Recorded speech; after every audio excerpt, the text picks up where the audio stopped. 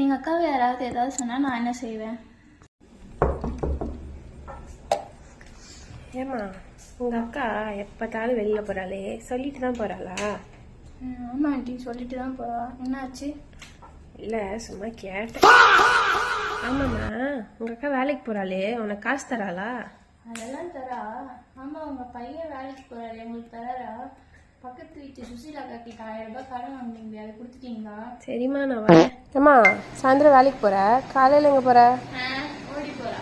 ஆ இல்லை, அவள் வாக்கிங் போகிறான்னு சொல்ல வந்தேன். அவள் எப்படி வேணாலும் போட்டோம், நம்மளுக்கு என்ன வந்தது? எங்கள் அக்கா என்னை பற்றி யாராவது ஏதாவது சொன்னால் என்ன செய்வா? சொல்லுங்க உங்களுக்கா. ஏம்மா, அவன் தங்கச்சி எப்போ பார்த்தாலும் மொட்டை மாடலே துணி மடிச்சு எடுத்துன்னு வருது, என்ன?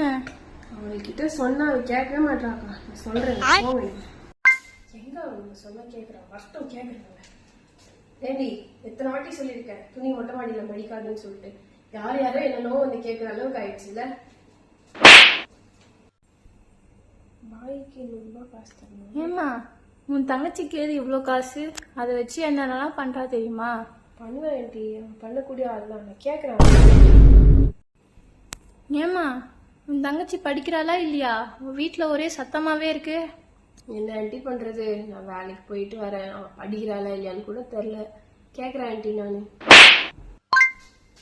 ஏண்டி, என்னதாண்டி பண்ற?